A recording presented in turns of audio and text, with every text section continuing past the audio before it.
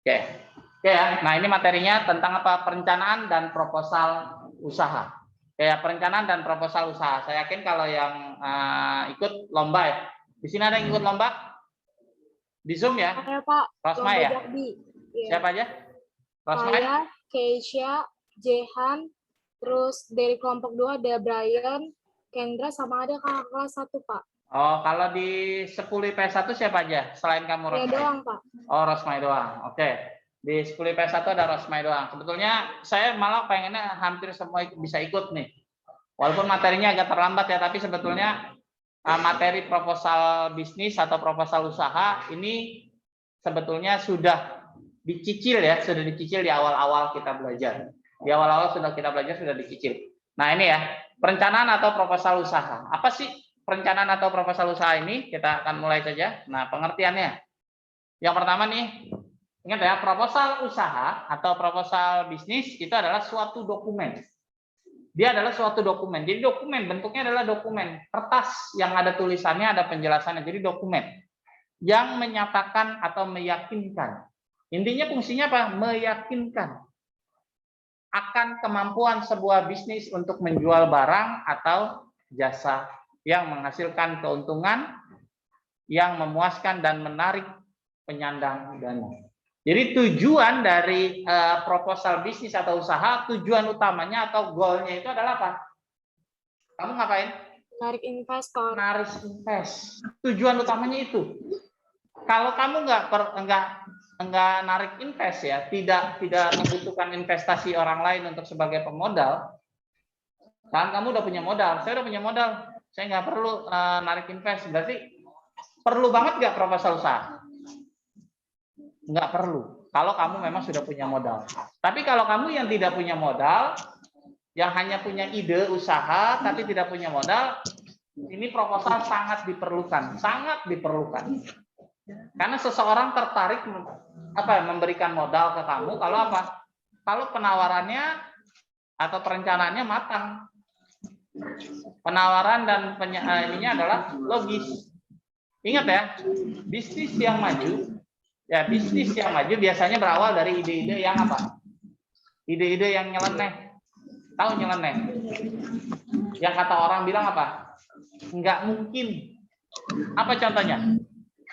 Yang dulu pertama keluar diketawain orang, tapi sekarang jadi branded banget. Apa contohnya?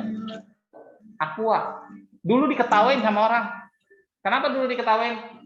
Dulu waktu Aqua itu keluar, namanya air minum itu gratis. Air mineral itu gratis. Setiap rumah itu depan rumahnya tuh ada kayak model dispenser gitu, gentong gitu dispenser. Warteg, setiap warteg itu gratis. Teko-teko itu banyak, tinggal minum aja. Kamu nggak beli pun, kalau mau numpang minum doang, gratis. Dulu lagi gampang-gampangnya dapat minum. Tapi apa? Aqua dan menawarkan diri, dia membuat apa? Produk air kemasan. Yang notabene apa? Orang bilang apa? Nyeleneh. Ngapain orang beli? Orang dapat aja gratis. Ngapain dibeli? Tapi ternyata sekarang jadi apa? Jadi branded. Yang orang pada belinya bukan Aqua, belinya apa? Belinya Sanqua, belinya ini, tetap aja orang nyebutnya apa?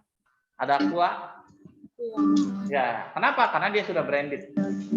Sudah nembus pasaran. Jadi intinya apa? Jangan takut kamu menuangkan ide kamu nanti ya. Oke, lanjut. Yang kedua. Nih, dia adalah dokumen tertulis. Ya, tertulis yang rinci mengenai usaha baru. Ya, mengenai usaha baru yang tengah direncanakan. Jadi biasanya adalah dia terperinci. Namanya terperinci berarti ada apa? Ada yang harus ada di sebuah dokumen itu. Ya, berisi proyek yang akan dilakukan pemasaran dari mulai ya apa yang akan dilakukan dari pemasarannya seperti apa, manajemennya seperti apa, resikonya seperti apa, model keuangannya seperti apa. Itu dijelaskan secara rinci di proposal bisnis. Ya, jadi ingat ya, minimal ada apa aja, ada apa yang akan dilakukan, produk apa yang kamu tawarkan, baik itu barang ataupun jasa. Dan kedua ada pemasarannya. Ini penting nih, karena orang yang biasa lihat apa, produknya kayak gimana. Yang kedua apa, pemasarannya seperti apa. Yang ketiga, yang dilihat apa? Manajemennya siapa? Siapa yang mengelola? Bagus apa enggak gitu? Kalau nggak bagus siapa kira-kira? Kan orang malas investasi. Apalagi yang terlibat di situ orang-orang yang mungkin notabene ada tanda kutip tidak bisa dipercaya gitu ya. Berarti apa? Kira-kira ada orang yang tertarik untuk invest di sana? Nggak bakalan. Ya, jadi dilihat itu yang keempat adalah dilihat resikonya seperti apa. Beresiko banget apa enggak? Yang kelima yang dilihat adalah keuangannya. Model pembagian penghasilan seperti apa? Nanti itu dijelasin di keuangan. Minimal apa? Break even point. Tahu break even point? Tahu break even point? Udah saya ajarin belum kemarin break even point? Saya lupa, udah belum? Materi itu udah saya keluarin belum? Break even point, BEP. Udah belum? Belum ya? Belum ya, mungkin nanti ya. Nanti setelah ini mungkin akan kita bahas lebih detail ya. Jadi keuangan minimal yang harus ada itu biasanya BEP, break even point. Terus apa lagi? Model pembagian hasil di keuangan tuh. Minimal 2 itu yang bakalan orang akan lihat. Bagaimana break even point? Break even point itu artinya tutup modal ya. Jadi seberapa cepat perusahaan itu tutup modal. Jadi misalkan kamu mau bikin usaha nih, seberapa cepat usaha itu bisa tutup modal? Modalnya bisa balik seberapa cepat? Itu ditentuin dari istilahnya apa? Di perencanaan keuangan. Yang terakhir pengertian dari proposal usaha adalah apa? Menggambarkan atau merefleksikan ya secara pribadi wirausaha yang ada di belakang. Jadi bagus atau tidaknya itu sebetulnya merefleksikan. Ya, jadi jangan sampai apa? Jangan sampai kamu bikin usaha proposal usaha tapi plagiat. Tahu plagiat? Nyontek, copy paste doang tanpa ada pemikiran dari kamu. Itu bahaya. Itu langsung kamu dicap, apalagi kalau yang sering dimintain invest ya. Itu langsung tahu, oh ini proposal original, ini proposal yang plagiat, itu langsung tahu. Ya, sehingga setiap proposal bisnis harus unik. Gitu ya, harus unik. Jangan takut kamu memberikan desain. Jadi jangan kayak proposal biasa yang tulisannya lurus doang. Enggak. Proposal bisnis harus unik. Harus kayak majalah loh, tampilan majalah. Kalau memang ada gambar masukin misalkan di model-model seperti apa. Jadi seunik mungkin, semarik mungkin warnanya. Karena yang pertama kali orang lihat biasanya apa? Tampilannya dulu. Jadi kalau tampilannya monoton, hanya seperti kertas yang ada tulisan hitam seperti itu, kira-kira gimana? Pasti tidak akan menarik orang lain untuk membaca. Jangankan berinvestasi, membaca proposal kamu saja kalau cuma hitam putih, lurus begitu aja tulisannya, kira-kira gimana? Ya orang lain enggak. Jangankan untuk menginvest, untuk membaca saja malas biasanya. Oke ya, lanjut nih. Ini adalah pengertian dari proposal usaha. Jadi proposal usaha intinya ada tadi dokumen yang menyatakan, yang dapat meyakinkan investor. Yang kedua adalah dokumen yang dapat menjelaskan secara rinci tentang usaha yang akan dibuat. Dan yang ketiga, dia akan menggambarkan atau merefleksikan siapa orang yang akan menjalankan usahanya. Jadi ada 3 fungsi atau 3 pengertian dari proposal usaha atau proposal bisnis. Oke, sampai sini pengertiannya sudah paham? Ya, silakan. Apa? Sekarang lagi apa? Yang mana? Yang mana? Oh, izin kamar mandi. Ya udah silakan. Ulang lagi. Kalau ngomong pakai masker coba agak kencang dikit ya. Kenapa? Kalau pakai masker biasanya apa? Biasanya ngomong jujur aja ini agak teriak. Kenapa? Karena kalau pakai masker suaranya pasti akan peredam ya. Peredam. Jadi kalau kamu biasa ngomong pelan, coba ngomongnya agak kencang dikit. Apalagi yang cewek nih. Ya agak kencang sedikit, nggak apa-apa. Agak teriak-teriak. Berarti kan sekalian melatih suara kamu. Nah kalau mau teriak-teriak nggak capek, pakai apa? Pakai napas perut. Jangan pakai sambil napas paru-paru ya. Kalau pakai napas paru-paru biasanya pasti kamu akan capek. Oke, lanjut ya. Ini dari pengertian proposal bisnis. Ya, lurus, paling pojok. Oke ya, lanjut. Manfaat dari proposal bisnis. Yang pertama, ya adalah membantu wirausaha berpikir sistematis. Apa sistematis? Apa itu sistematis? Sistematis itu artinya berurut. Jadi nggak ngacak mikirnya. Mikirnya harus urut. Terus apa lagi? Yang kedua, berpikir kritis. Jadi bisa apa ya? Ibaratnya ya, mengkritis. Terus yang ketiga ini objektif. Kita harus objektif, tidak subjektif. Jadi kalau kita mau mulai usaha jangan semaunya kita. Tapi apa? Kita harus objektif. Kalau usaha itu bagus ya kita katakan bagus. Kalau usaha itu jelek atau punya peluang resikonya tinggi, kita katakan tinggi. Itu namanya objektif. Bukan dari kita nggak ada yang kita tutupin. Ya, harus objektif atas bidang usaha yang akan dimasuki. Itu yang pertama. Yang kedua, manfaatnya adalah mempersiapkan dan melatih wirausaha untuk menggunakan asumsi-asumsi yang cermat. Yang ketiga, ya ini membantu mengembangkan dan menguji strategi. Ya, kita harus uji strategi yang kita mau tawarkan seperti apa. Ya, juga menyiapkan alternatif strategi. Jadi kalau memang gagal, alternatifnya seperti apa?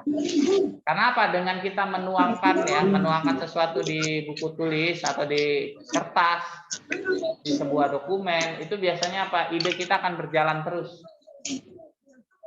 Ya, jadi kalau seseorang yang rajin nulis, ya, yang rajin menulis, itu biasanya idenya tidak akan putus-putus.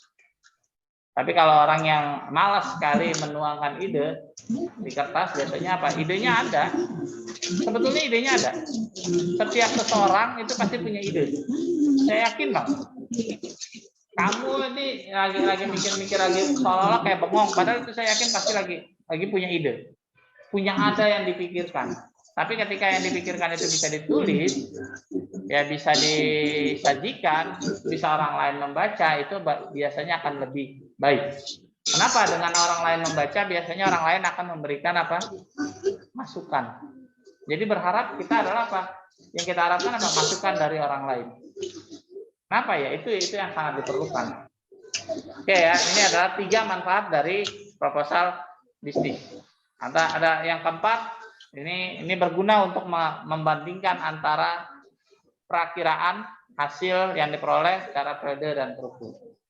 Oke, terus yang kelima, ini sebagai alat komunikasi. Intinya saja, kalau nyatat itu jangan semua kalimat kamu catat ya, di intinya aja. Yang kelima berarti apa? Sebagai alat komunikasi. Yang keenam, nanti ini bisa apa? Memberikan ilustrasi atau gambaran.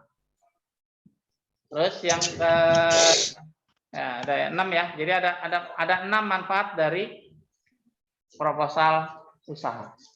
Ya, ini manfaat buat yang lain, gitu ya. Manfaat buat orang lain yang membacanya. Tadi ya. Oke. Sampai sini ada yang mau ditanyakan dulu? Ini waktu kita sampai jam 8.20. Ini 8.14. Nggak berasa ya. Oke, lanjut. Ada yang mau bertanya? Di Zoom boleh? Yang di Zoom, ada yang mau bertanya? Ada yang ingin bertanya? Ya?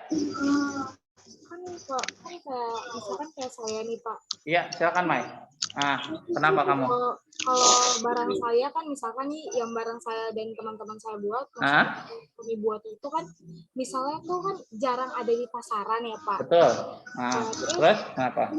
Pada saat membuat proposal itu ngerasa kalau misalkan karena jarang di pasaran jadi makin banyak hal yang ambigu gitu. Misalkan masih nggak tahu berbagai macamnya kan. Usaha kami kan bergerak di bidang slow fashion ya, Pak. Apa? Bidang apa? Slow fashion. Apa tuh? Kayak kita tuh memakai kan sekarang banyak fast fashion gitu ya, Pak. Fast fashion itu apa sih? Fast fashion itu kayak di Cina nih, Pak. Mereka bisa ngasilin 10 ton baju dengan kayak desain yang berbeda-beda secara cepat, tapi tuh dampaknya ke lingkungan tuh sangat berat, Pak. Misalkan kayak limbah tekstil jadi makin banyak, terus cepat hancurnya baju-bajunya gitu kan Pak. Karena bahan yang dipakai pun pasti bahan yang buruk gitu ya kan. Nah karena produk kami masih baru gitu, bidang usaha kami masih baru di pasaran, dan kebetulan mungkin hanya kami satu-satunya remaja yang menerapkan bisnis itu, jadi makin banyak hal yang kayak harus dipertanyakan gitu Pak. Nah caranya itu gimana sih Pak untuk nggak bingung sama proposal sendiri? Gitu. Nah, intinya gini, kalau tadi Rosmay mah udah mulai ini ya, May ya. Nih Rosmay nanya nih, bagaimana kalau dia bingung mengembangkan suatu ide usaha, tapi sebetulnya ide usaha itu juga negatif gitu ya. Karena tadi kan kita kalau dengan proposal ini kita harus bersifat apa? Objektif. Kita harus tahu dia benar atau enggak. Nah, bagaimana nih tadi Rosmay bingung nih kalau dia mengembangkan usaha itu nanti dampaknya adalah misalkan ke lingkungan, di apa itu. Karena akan berdampak pencemaran lingkungan. Itu kebalikan dari usaha saya. Jadi usaha saya di bidang slow fashion, dampak buruknya itu, jadi ini usaha saya tuh menanggulangi itu gitu. Oke, ya udah. Kenapa? Usaha kamu apa? Bidangnya apa nanti rencananya? Di bidang slow fashion. Slow fashion itu apa sih? Misalkan kayak gimana caranya kita bikin suatu produk yang nggak berdampak untuk lingkungan. Misalkan kayak kita pakai slow fashion itu. Slow fashion itu kayak misalkan kita pakai kita belanja di thrift shop gitu Pak. Nah, tapi kan usaha saya ini jatuhnya memang thrift shop, tapi thrift apa Mas? Dan kami bikin produk baru lagi, brand baru lagi begitu Pak. Oke. Berarti bikin produk yang ramah, intinya ramah lingkungan ya? Ya Pak. Oke, kalau produk-produk seperti itu kan kamu sudah tahu tuh, sudah yakin ada kelebihannya. Ya tonjolkan kelebihan itu gitu ya. Tonjolkan kelebihan itu, tawarkan misalkan ketika kamu bikin produk tadi yang ramah lingkungan, bikin tote bag atau tas jinjing yang ramah lingkungan, misalkan dari bahan apalah, ya dari bahan apa gitu, misalkan dari contoh yang paling gampang misalkan dari bahan apa, misalkan dari pelepah daun pisang, seratnya kamu ambil kamu jadikan, itu kan lebih gampang terurai oleh ini ya, tapi bisa untuk berkali-kali dipakai. Cari serat yang kuat gitu misalkan, seperti itu. Jadi apa tujuannya adalah untuk ya kamu tonjolkan itu kalau memang kelebihan kamu adalah mengatasi masalah lingkungan, ya tonjolkan itu, tawarkan itu yang lebih jelas gitu. Dan bentuk produknya itu kalau bisa jelas, Mai. Jangan ngambang. Kalau kamu kan tadi masih ngambang tuh produknya ya. Nah, kalau bisa produknya jelas, apa nih bagian apa yang mau kamu ambil. Iya Pak. Ya, jadi jelas. Misalkan ketika produknya adalah contoh ya satu aja tapi jelas. Misalkan tadi bikin tas jinjing yang ramah lingkungan gitu. Tapi jelas produknya. Dari bahan apa yang kamu tawarkan itu jelas. Ketika jelas seperti itu akan lebih baik dibandingkan kamu ngambang gitu. Kalau ngambang artinya banyak peluang produk-produk yang lain itu biasanya akan lebih berat untuk dikembangkan. Jadi usaha itu kalau bisa jelas, sudut poin, usaha apa, dan tidak ngambang. Ya, intinya itu. Dan ditonjolkan kelebihannya gitu. Tonjolkan aja kelebihannya semenarik mungkin. Jadi pada saat di pendahuluan ditonjolkan, pada saat ditonjolkan. Jadi semua pada saat nanti analisis ininya ditonjolkan seperti itu. Biar apa? Supaya orang lain melihat kalau memang itu dibutuhkan. Oke? Gimana, Mai? Jawab? Iya, terima kasih ya, Pak. Ya, sama-sama. Oke, lanjut ya. Nah, ini kita lanjut, ini manfaat dari proposal.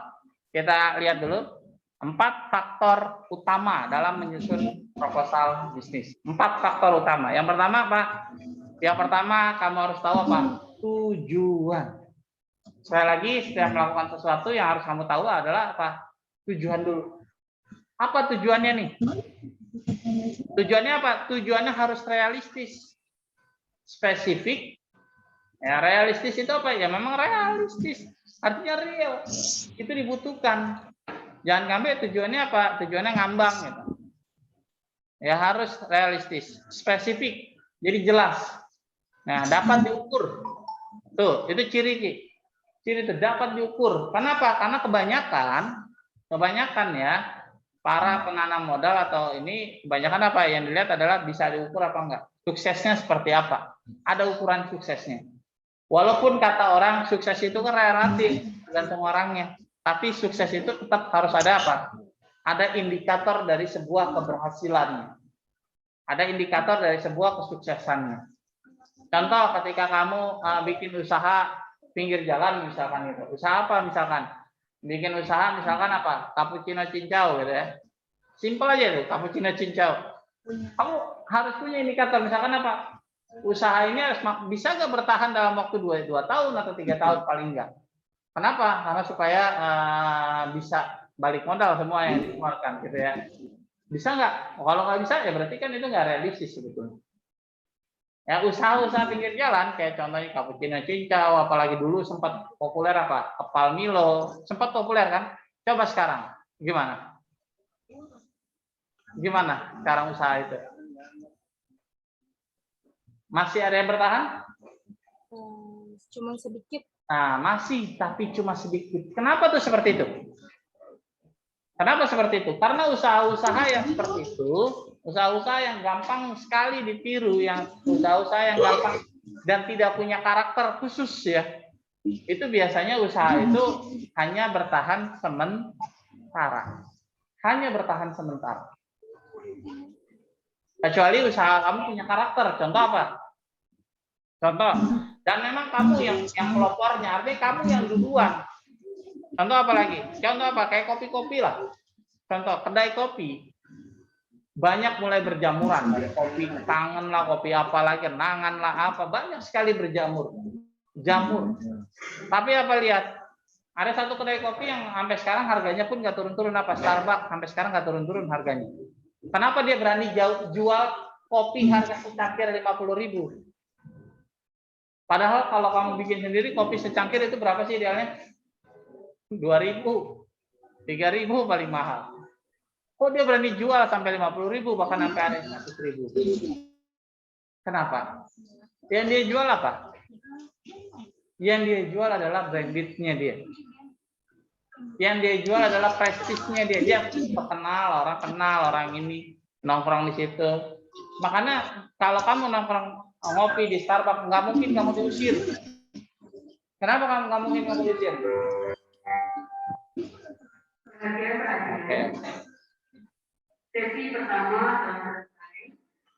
Sekarang akan masuk sesi kedua dengan mata pelajaran 10 MIPA 1 mata pelajaran dengan guru pengampu Bapak API. 10 MIPA 2 mata pelajaran peminatan dengan guru pengampu beliau sudah menunggu di ruang guru.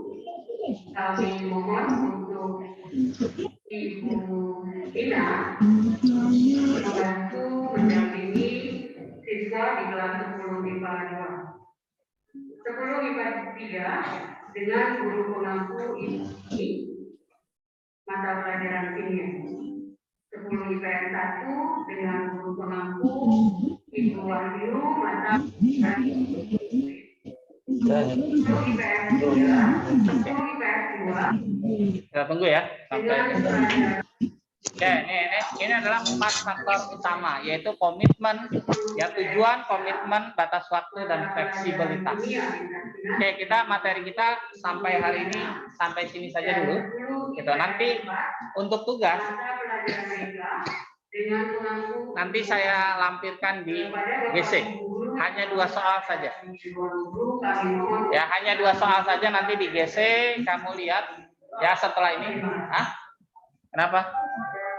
Oke, setelah ini nanti akan saya tampilkan di GC plus PowerPoint-nya juga nanti sampai dengan slide yang ini sampai 4 faktor utama juga akan saya berikan rekamannya, PowerPoint-nya. Nanti saya akan langsung kerjakan di bawah. Saya akan upload di YouTube, kamu bisa download dan tonton lagi ya.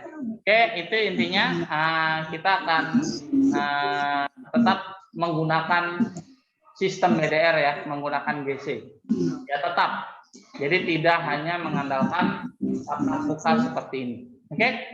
Sampai sini dulu. Ada yang ditanyain mungkin di Zoom, silakan.